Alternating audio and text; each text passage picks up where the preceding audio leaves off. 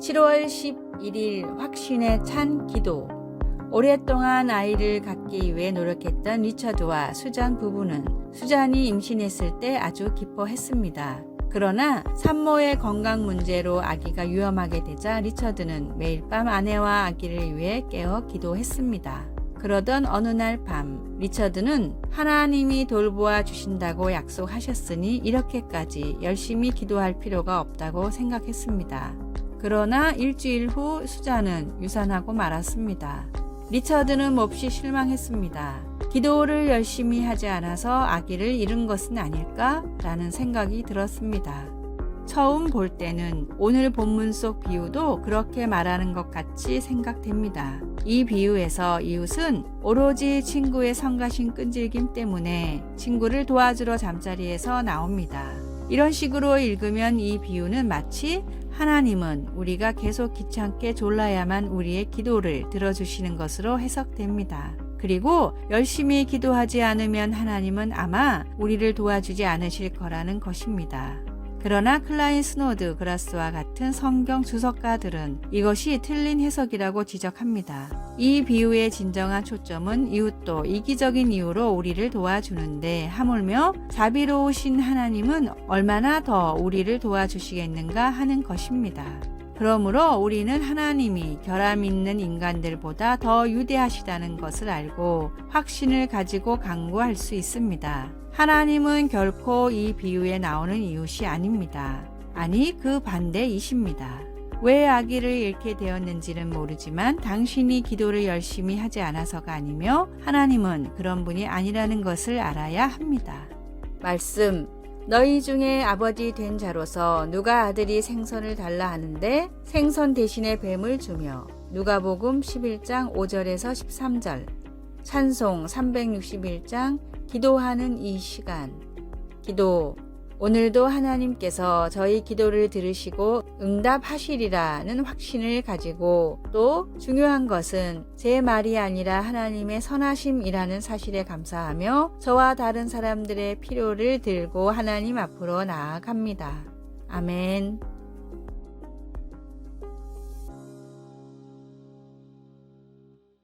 (7월 12일) 화요일 신앙의 생명주기. 세계를 움직이는 50인의 사상가 중 한 명인 찰스 핸디는 생명의 주기곡선이라는 이론을 만들었습니다. 모든 기업이나 국가, 심지어 유행하는 상품들도 시작과 끝이 있고 그 과정이 도입기와 성장기, 성숙기를 거쳐 결국 소멸한다는 것을 나타낸 그래프입니다. 대부분 성공적인 기업이나 상품들은 초기에는 천천히 성장을 하다가도 궤도에 진입을 하면 갑자기 폭발적인 성장을 합니다. 그러다 유명해진 성숙 단계에서는 속도가 점점 퇴화되며 정체됩니다. 여기서 새로운 동력을 얻어서 다시 올라가지 못하면 심지어 전 세계가 열광하던 어떤 것이라도 갑자기 소멸해 버립니다. 찰스는 특히 도입기와 성장기에서는 한 번의 실수로 모든 것이 무너져 버리는 특이점과 성장기와 성숙기에서 안정을 추구하려다 새로운 성장 동력을 못 찾고 소멸해 버리는 변곡점이 있어서 이 단계에서 새로운 시도를 하지 않으면 지속적으로 발전하지 못하고 소멸된다고 주장했습니다. 어쩌면 신앙의 주기도 이와 비슷합니다. 하나님을 처음 만나고 뜨거운 감격이 살아있는 초창기 때의 믿음이 익숙해지고 안정화되며 신앙 생활이 피로해지는 단계가 찾아오게 됩니다. 신앙이 퇴보하는 것을 모르고 위기도 느끼지 못하는 무늬만 그리스도인이 되지 않고 하나님을 향한 열정을 회복할 수 있는 새로운 도전을 멈추지 마십시오. 오늘의 말씀. 주의 구원에 대한 기쁨을 내게 다시 주셔서 내가 주께 순종하게 하소서. 시편 51장 12절. 오늘의 찬송 285장 주의 말씀 받은 그날. 오늘의 만나. 첫사랑의 열정과 뜨거움을 다시 회복하는 신앙생활이 되게 하소서. 주님을 끝없이 사모하는 열정으로 신앙의 권태기를 극복합시다.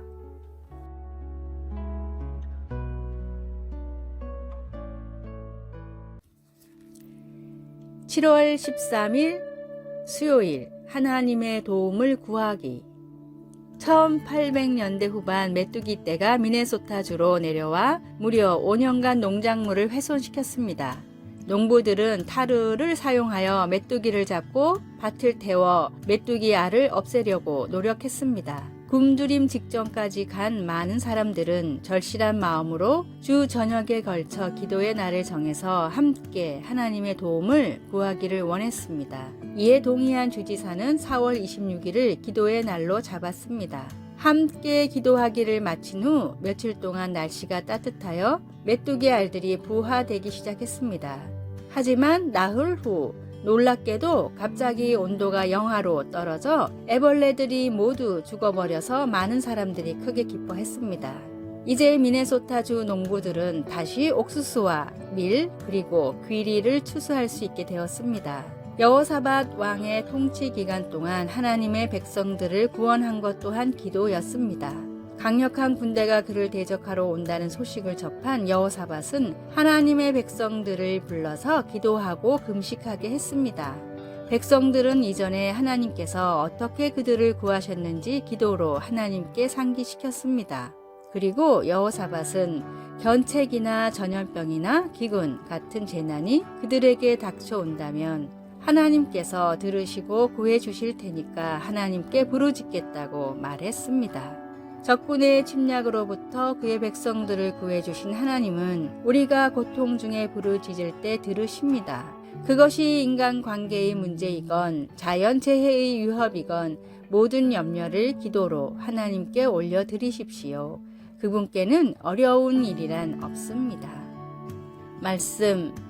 만일 재앙이나 난리나 견책이나 전염병이나 기근이 우리에게 임하면 주의 이름이 이 성전에 있으니 우리가 이 성전 앞과 주 앞에 서서 이 환난 가운데에서 주께 부르짖은즉 들으시고 구원하시리라 하였나이다. 역대하 20장 9절. 찬송 365장 마음속에 근심 있는 사람. 기도. 하나님은 세상과 그 속의 모든 만물을 만드셨습니다. 만물의 질서를 회복시키시고 사랑하시는 당신의 백성들을 회복시켜 주소서. 아멘.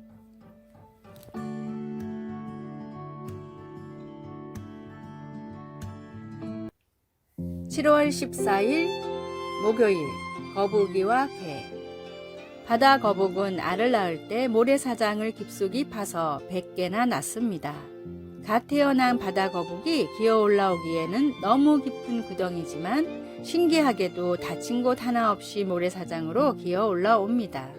동물학자들의 실험에 따르면 구덩이에 알을 하나 묻어 놓았을 땐 나올 확률이 27%이지만 2개씩 묻어 놓았을 땐 84%, 4개 이상을 묻어 놓으면 100%의 확률로 새끼들이 구덩이를 빠져나왔습니다. 최초로 태어난 바다 거북 새끼는 구덩이 벽을 파서 경사를 완만하게 만드는데 뒤이어 깨어난 거북이는 이 거북의 등을 타고 올라가 더 높은 벽을 파내고 나중에 깨어난 거북들도 차례차례 파낸 모래를 다져서 발판을 만듭니다. 시간이 조금 지나면 구덩이에서 모래사장으로 나갈 수 있는 완만한 길이 생기기 때문에 4마리 이상의 알이 있는 구덩이의 바다 거북들은 안전하게 밖으로 나올 수가 있었습니다. 그러나 개를 구덩이에 넣으면 정반대의 일이 일어납니다. 충분히 기어 나올 수 있는 높이임에도 올라가는 개를 끌어내리느라 혈안이 돼서 결국 빠져나오는 개는 몇 마리 없이 서로 힘을 빼다가 대부분 죽고 맙니다. 위기일수록 필요한 것은 끈끈한 협력입니다. 잘못을 서로 인정하고 개선하는 것도 중요하지만 하나의 믿음으로 말씀대로 연합하는 것이 더더욱 중요합니다. 하나님을 믿는 성도끼리의 거룩하고 아름다운 연합으로 신앙의 위기를 지혜롭게 극복해 나가십시오. 오늘의 말씀.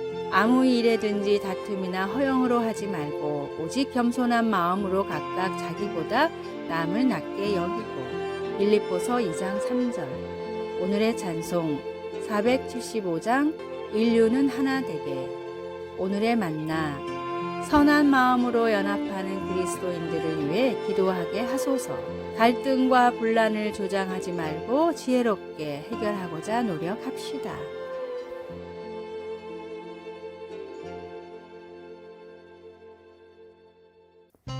7월 15일 금요일 빛과 소금이 되는 이야기. 허리를 힘있게 묶고 일하는 분. 독일 사람들 중에는 성경적으로 살아가는 사람이 많습니다. 제가 다니던 회사의 부사장이던 에버트도 그런 사람이었습니다. 저는 그 회사에서 10년간 일했는데 그의 성경적인 고결함을 말해주는 사건이 있었습니다. 그는 56세 때에 은퇴했습니다. 사실 제가 29세에 회사 중역이 될 수 있었던 것은 그가 은퇴를 빨리 했기 때문입니다. 그가 일찍 은퇴한 이유는 큰 회사 설립에 성공했고 재정적으로 여유가 있었기 때문입니다. 그는 더 이상 세상적인 성공을 꿈꾸지 않고 평범한 가장으로 돌아가 자기가 세운 회사에 컨설팅이나 해주면서 살고자 했습니다. 그런데 그가 고용하고 승진시킨 그 중역들이 그를 고용해주지 않았습니다. 그는 큰 상처를 입고 저를 찾아왔습니다. 저는 그에게 함께 사업을 하고 수익은 똑같이 나누자고 제안했지만 그는 자기가 일한 만큼만 보수를 주면 된다고 했습니다. 그리고 처음에는 일주일에 하루 정도만 일하고 회사가 바빠지면 근무 시간 중 반 정도만 일하겠다고 했습니다. 하지만 곧 회사가 바빠지자 그는 근무 시간의 4분의 3가량 일하고 일한 만큼만 월급을 받았습니다. 그는 항상 저보다 먼저 일어나 회사 문을 열고 커피도 자기가 직접 내렸습니다. 그는 하나님의 말씀 그대로 자기 허리를 힘있게 묶고 일하는 분이었습니다. 힘있게 허리를 묶는다는 말은 자기가 맡은 일을 열심히 한다는 뜻입니다. 그런 그가 있어서 저는 더 열심히 일할 수 있었습니다. 지극히 작은 것에 충성된 자는 큰 것에도 충성되고 지극히 작은 것에 불의한 자는 큰 것에도 불의하니라. 누가복음 16장 10절.